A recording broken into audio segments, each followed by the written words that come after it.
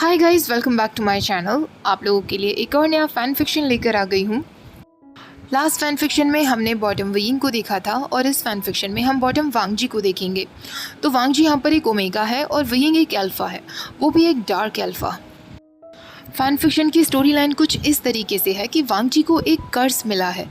उस कर्ज की वजह से वो एक ओमेगा बन गया है और इस कर्ज को तभी तोड़ा जा सकता है जब वो किसी अल्फा के साथ अपनी 3 हीट बिताएगा। हीट क्या होती है ये हम सबको पता ही है। अब वांगजी को अपनी हीट बिताने के लिए केवल एक ही अल्फा समझ आता है जो कि वेइंग है। अब क्वेश्चन ये है कि क्या वेइंग ओमेगा वांगजी के साथ समय बिताने के लिए तैयार होगा। Fan fiction is written by its zero और फैन फिक्शन का लिंक डिस्क्रिप्शन बॉक्स में मिल जाएगा। उससे पहले वो सारे लोग जो किंगफिशर फेदर्स के लिए रिक्वेस्ट कर रहे हैं, तो गाइस आप लोग देख सकते हैं स्क्रीन पर किंगफिशर फेदर का केवल एक ही चैप्टर अपडेट हुआ था। फिर से अभी तक ऑथर ने उसे आगे अपडेट नहीं किया है, तो इसे मैं तब तक अब शेयर नहीं करूँगी जब तक इसके पूरे 12 चैप्टर्स अपडेट ना हो जाएँ। ओके, तो अब ज़्यादा बातें ना करते हुए फ़ैन फिक्शन का पार्ट 1 शुरू करते हैं। हमेशा की तरह आपको पार्ट 1 जैसा भी लगे प्लीज़ कमेंट में ज़रूर बताइएगा और वीडियो को 2K लाइक्स तक पहुंचा दीजिएगा। वांगजी को अपनी पूरी बॉडी में बहुत ज़्यादा पेन का एहसास हो रहा था। ऐसा पेन जो उसने लास्ट टाइम तब फील किया था जब वेंस ने उसके पैर पर जख्म दिया था। पर ये पेन बिल्कुल डिफरेंट था। उसे ऐसा लग रहा था जैसे उसकी इनर बॉडी ट्विस्ट हो रही है, कोई उसे अंदर से स्टैब कर रहा है। उसे इतना भी होश नहीं था कि क्या वो दर्द में चिल्ला रहा था। इस पेन को झेलते हुए वो अचानक बेहोश हो जाता है। जब वो होश में आता है तो उसका पेन जा चुका था। वो बेड पर लेटा हुआ था, पर वो कंफ्यूजन में था कि आखिरकार वो पेन किस तरीके का था और अचानक कैसे गायब हो गया। तभी उसके रूम का दरवाज़ा खुलता है और शिचैन उससे पूछता है, तुम जाग गए हो, अब तुम्हें कैसा फील हो रहा है। वांगजी धीरे धीरे उठता है और अपने ब्रदर को ग्रीट करता है। शिचैन उसकी नर्व्स चेक करते हुए कहता है, अब तुम्हारी तबीयत ठीक मालूम हो रही है वांगजी। तुमने तो हमें अचानक से डरा ही दिया था। वांगजी कहता है, यस ब्रदर, अब मैं बिल्कुल ठीक हूँ, पर क्या आपको पता चल पाया कि मुझे अचानक क्या हुआ था। शिचैन कहता है, वांगजी मैं अभी फिजिशियन और अंकल को बुलाता हूँ, मुझसे ज़्यादा अच्छे से वो तुम्हें एक्सप्लेन कर पाएंगे। शिचैन बाहर जाता है और अपने साथ उनके चीफ हीलर लैन शुरो और अंकल लैन चिरैन को लेकर आता है। वांगजी उन्हें देखते ही तुरंत ग्रीट करता है, अपने बेड से उठता है और उन दोनों से कहता है, अंकल आप दोनों बैठिए, मैं अभी आपके लिए टी मंगवाता हूँ। तभी चिरैन कहता है, वांगजी क्या तुम्हें कोई आइडिया भी है कि तुम्हें क्या हुआ है? क्या तुम इस बारे में जानना नहीं चाहते? तभी शिचैन कहता है, अंकल प्लीज़, वो अभी जागा है, अगर ये सारी बातें फिजिशियन उसे खुद बताएं तो ज़्यादा ठीक होगा। वांगजी ये सुनकर सोचने लगता है, आखिरकार ऐसी क्या बात है, मैं तो बिल्कुल ठीक फील कर रहा हूँ, फिर अंकल और ब्रदर क्यों इतना चिंतित हैं। चिरैन फिजिशियन लैन शिरो को इशारा करता है। लैन शिरो वांगजी के पास जाती है और उससे कहती है, हंगुंजुन सब कुछ नॉर्मल है, पर आपको चेक करके पता चलता है कि आपके अंदर एक सेकेंडरी जेंडर भी है। आप फिर से प्रेजेंट हुए हैं हंगुंजुन, पर इस बार एक ओमेगा के रूप में। सब लोगों का कहना था ये एक कर्ज था, एक ऐसा कर्ज जो किसी ने गलत इरादों से वांगजी के ऊपर लगाया था। कोई तो था ऐसा लैन क्लैन में जिनके हाथों क्लाउडसिस की लाइब्रेरी के फॉरबिडन एरिया के ऐसे टेक्स्ट लगे जिनके थ्रू उन्होंने वांगजी के ऊपर ये सब करवाया। पर ऐसा कौन हो सकता था? क्या उसे डर नहीं था कि एक लैन सेक्ट के ब्रदर के ऊपर वो इस तरीके का कर्ज करवा रहा है? और अगर वो कोई लैन डिसिपल नहीं था तो उसके हाथों ऐसे हार्मफुल टेक्स्ट लगे कैसे? वांगजी ने बचपन से ही खुद को लैन फैमिली का होने के नाते कभी भी स्पेशल नहीं समझा था, पर इतना उसे भी पता था कि कोई भी अगर उसके खिलाफ ऐसी साजिश रचता है तो क्लाउडसिस उसे कितनी बड़ी सजा देगा। फिर भी उस इंसान को डर नहीं लगा। पर इस वक्त फैक्ट यही था कि वांगजी के अंदर एक सेकेंडरी जेंडर ट्रांसफॉर्म हो चुका था और ये केवल उसके लिए चिंता की बात नहीं थी। अगर ये बात बाहर फैलने लगती है तो ये काफ़ी सारे कल्टिवेटर्स की अनवांटेड अटेंशन अपनी तरफ खींचने लगेगी। उनके वर्ल्ड में हमेशा ही अल्फास को ज़्यादा पावरफुल और ज़्यादा स्पिरिचुअल एनर्जी वाला माना जाता है। दूसरी तरफ ओमेगा कल्टिवेटर्स बहुत कम ही होते आए हैं। वांगजी केवल 2 ही ओमेगा कल्टिवेटर्स को जानता था, जिनमें से एक जांग यानली थी और एक नी हुएसांग। पर कल्टिवेटर के रूप में वो दोनों काफ़ी कमज़ोर थे। अल्फास के आगे तो उन्हें कुछ नहीं समझा जाता था। वांगजी का ब्रदर जो कि उनकी जनरेशन का स्ट्रॉन्गेस्ट कल्टिवेटर था, वो भी एक बीटा था। ओमेगास को कभी भी कल्टीवेशन में एक अल्फ़ा की तरह ट्रेनिंग नहीं दी जाती थी। वांग जी को पता था कि ओमेगास को अल्फ़ा सेंट बहुत अपीलिंग लगती है। वो कभी भी एक ऐसा अल्फ़ा नहीं रहा था जिसे किसी भी तरीके की स्मेल में इंटरेस्ट हो, बस एक स्मेल को छोड़कर। पर कोई चांस ही नहीं था कि वो इंसान क्लाउड रिसेस में होगा। लैन शिरो के साथ एक लंबे डिस्कशन के बाद रिसर्च हुई और उसके बाद उन्हें ओरिजिनल टेक्स्ट मिल गए। ओरिजिनल टेक्स्ट में पता चल चुका था कि वांग जी को किस तरह क्योर किया जा सकता है। उसे एक अल्फ़ा के साथ अपनी 3 हीट बितानी थी। वांग जी जब होश में आता है तो अंकल और लैन शिरो से कहता है, 3 हीट्स एक अल्फ़ा के साथ, आपके कहने का क्या मतलब है? तो शिचैन कहता है, जब तुम होश में नहीं थे तो हमने बेसिक मेथड ट्राई किए कि कैसे भी इस कर्ज को हटाया जा सके, पर कोई भी मेथड काम नहीं आया। अब ये कर्ज तुम्हारा एक हिस्सा बन चुका है, ये तुम्हारा सेकेंडरी जेंडर बन चुका है वांग जी। वांग जी इस बात पर कहता है, क्या हम एल्डर्स से कंसल्ट नहीं कर सकते? शिचैन कहता है, हम ऑलरेडी कर चुके हैं और उनका भी यही कहना है कि जब कोई भी मेथड काम नहीं आ रहा है तो बस एक यही मेथड बचता है तुम्हें क्योर करने का वांग जी। वांग जी सिंगल नाइट तक तो अल्फ़ा के साथ नहीं बिता सकता था और 3 हीट्स किसी के साथ बिताना उसके लिए इमेजिन करना भी बहुत मुश्किल था। केवल एक ही पर्सन था जिसके साथ वो इस तरीके का एक्सपीरियंस करने के बारे में सोच सकता था, पर वो पर्सन उससे बहुत बहुत दूर रहता था और उससे वांग जी का कोई भी लेना देना नहीं था। वांग जी हमेशा से एक अच्छा अल्फ़ा रहा था और गुड अल्फ़ा एटिकेट्स को ही फॉलो करता था। जब भी वो रट में होता था तो एक आइसोलेटेड प्लेस में खुद को बंद कर लेता था। उसे कभी भी एक ओमेगा की ज़रूरत नहीं होती थी, पर अब जब वो खुद ओमेगा बन चुका है तो शायद अब भी कुछ डिफरेंट नहीं होगा। उसे अपनी फ़िज़िकल स्ट्रेंथ या स्पिरिचुअल पावर में कोई भी चेंजेस नज़र नहीं आ रहे थे। वांग जी शिचैन से कहता है, क्या कल्प्रिट के बारे में कुछ पता चला? किसने ये सब करना चाहा? शिचैन कहता है, अभी तक कुछ पता नहीं चला है। लास्ट फ्यू वीक्स में किसी की भी एंट्री के कोई निशान नहीं पाए गए हैं। हर एक इंसान जिसने भी लाइब्रेरी में एंटर किया है उससे क्वेश्चन पूछा गया है। तुम चिंता मत करो वांग जी, मैं उन्हें ढूंढ निकालूंगा। क्लाउड रिसेस में उन्हें सज़ा ज़रूर मिलेगी। वांग जी हाँ में सिर हिला देता है, पर अभी भी वो यही सोच रहा था कि अब वो एक ओमेगा बन चुका है। उसके फेस पर वरिड एक्सप्रेशंस देखकर शिचैन उससे कहता है, तुम चिंता मत करो वांग जी, हमारे पास और ऑप्शंस हैं। हम तुम्हारे लिए पार्टनर्स लेकर आएंगे, अल्फास जिनके साथ तुम कंफर्टेबल होंगे, ऐसे अल्फास जिन पर तुम ट्रस्ट कर सकोगे। वांग जी ना में सिर हिलाते हुए कहता है, नहीं ब्रदर, मैं ऐसे ही रहना ज़्यादा पसंद करूँगा। वांग जी ने मन में सोच लिया था कि वो अपनी ओमेगा हीट को बिना किसी पार्टनर के ही बर्दाश्त कर लेगा, पर बहुत जल्दी ही उसे पता चल गया था कि वो गलत था। वो बहुत ज़्यादा गलत था। अपने ट्रांसफॉर्मेशन के बाद 2 हफ्ते के अंदर ही उसे अपनी पहली हीट का एहसास हुआ। उसने ओमेगा हीट के बारे में पढ़ा था कि बिना किसी अल्फ़ा पार्टनर के हीट बहुत ज़्यादा पेनफुल और अनकंफर्टेबल हो सकती है, पर उसके साथ कुछ अलग ही हो रहा था। वो जिनशी में था और उसकी पूरी बॉडी हॉट होती जा रही थी। उसके रोब्स और उसकी स्किन हर जगह से स्वेटी हो गई थी। उसे अपना गला बहुत ड्राई फील हो रहा था।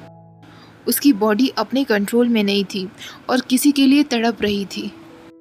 और कहीं ना कहीं वांग जी ने ये एक्सपेक्ट भी किया था। वो खुद को टच करने की कोशिश भी कर रहा था, जो उसने अपनी ज़िंदगी में नहीं किया था।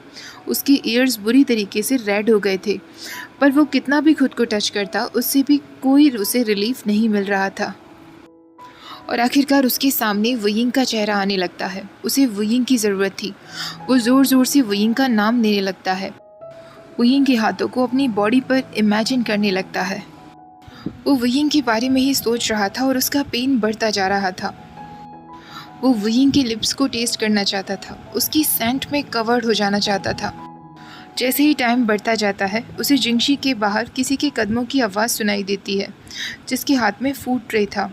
उसे पता था कि वो उसके ब्रदर बाहर खड़े हैं, जो उसकी बहुत परवाह कर रहे हैं, पर इस वक्त क्योंकि वांग जी को प्राइवेसी की ज़रूरत थी, शिचैन वहीं से वापस लौट जाता है। वांग जी कैसे भी अपनी पूरी एनर्जी कलेक्ट करता है, जिससे वो जिंगशी के बाहर जा सके और वो फूड ट्रे उठा सके जो शिचैन वहाँ छोड़ गया था। उसे नहीं पता था कि ये सब उसके साथ कब तक चला। वही सेंसेशन, उसकी बेचैनी, उसका फीवर और उसका बॉडी पेन। उसे ये भी नहीं पता था कि वो कितनी रातों से नहीं सोया था। वो किसी भी चीज़ पर फोकस नहीं कर पा रहा था। और आखिरकार एक दिन उसका बुखार टूटता है। उसकी जब आंखें खुलती हैं तो वो बुरी तरह थका हुआ था। उसे अभी भी बॉडी पेन था, पर वो पेन उसके मुकाबले कुछ नहीं था जो उसे तब हो रहा था जब वो हीट में था। आखिरकार उसकी पहली हीट का टाइम पीरियड बीत चुका था। वो खुद को ड्राई क्लीन करता है और बेड शीट्स को चेंज करता है। वो तुरंत सर्वेंट्स को बुलाता है और अपने लिए बाथ रेडी करवाता है। फ्रेश फूड खाता है और जिनशी से बाहर निकल जाता है। वो अपने एक सर्वेंट से शिचैन को इन्फॉर्म करने के लिए कहता है कि उसकी कंडीशन रिकवर हो चुकी है, और उसे पता चलता है कि वो 4 दिन से ऐसी ही कंडीशन में था। शिचैन जब उससे मिलने के लिए आता है तो वो वांगजी को देखकर बहुत रिलीव्ड फील कर रहा था। वांगजी उससे कहता है, ब्रदर, ये कोई ऑर्डिनरी हीट नहीं थी। शिचैन कहता है, क्या मतलब है तुम्हारा वांगजी? वांगजी इस बात पर श्योर था। उसने बुक्स में रीड किया था ओमेगा हीट के बारे में। काफ़ी सारे ओमेगा नॉन कल्टिवेटर्स से कंसल्ट भी किया था, लेकिन उसके साथ जो हुआ था वो बिल्कुल भी वैसा नहीं था जो उसने एक्सपेक्ट किया था। उसकी हीट बिल्कुल डिफरेंट लेवल की थी। वो ना ही कुछ खा पा रहा था, ना सो पा रहा था, ना कुछ कर पा रहा था, बस वहीं लेटा हुआ था और दर्द में था। ओमेगा साल में 4 से 5 बार अपनी हीट से होकर गुजरती हैं, और एक न्यूली प्रेजेंटेड ओमेगा का तो शेड्यूल बिल्कुल इरेगुलर होता है। वांगजी को अब इस बात का डर था कि अगर उसकी हीट का समय क्लाउडसिस के बाहर कहीं हुआ या फिर कभी नाइट हंट के वक्त हुआ तो उसकी पोजीशन बहुत ज़्यादा खतरनाक होगी। वो एनिमीज से खुद को डिफेंड नहीं कर पाएगा और इतने कम समय में अपने लिए सेफ प्लेस भी नहीं ढूंढ पाएगा। अब वांगजी को सिर्फ 2 ही ऑप्शन नज़र आ रहे थे। या तो तब तक वो क्लाउड असेस में रुकता जब तक उसकी हीट साइकिल रेगुलर ना हो जाए, और फिर पूरी ज़िंदगी भर तक हीट प्रिकॉशंस को मेंटेन किए रखता, या फिर दूसरा ऑप्शन था किसी अल्फ़ा के साथ 3 हीट बिताकर इस कर्ज को ब्रेक कर देता। और वांगजी ने अपना डिसीज़न ले लिया था। जब उसने अपने ब्रदर को अपने डिसीज़न के बारे में बताया, उसके बाद वो यीलिंग के लिए निकल गया था। उसके ब्रदर एक सेकंड के लिए सरप्राइज थे, पर खुश थे। वो चाहते थे कि वांगजी इस कर्ज से फ्री हो जाए, और वो ये भी जानते थे कि वांगजी की फीलिंग्स विवुशन के लिए क्या हैं, और वांगजी अपनी ओनली चॉइस विवुशन को ही बनाएगा। उन दोनों ने डिसाइड किया था कि वो अपने अंकल को वांगजी की जर्नी के डिटेल्स के बारे में नहीं बताएंगे। उनके अंकल को पता था कि वांगजी अपने लिए एक अल्फ़ा ढूंढने जा रहा है, पर उस अल्फ़ा की आइडेंटिटी क्या है, इसके बारे में उन्हें कुछ नहीं पता था।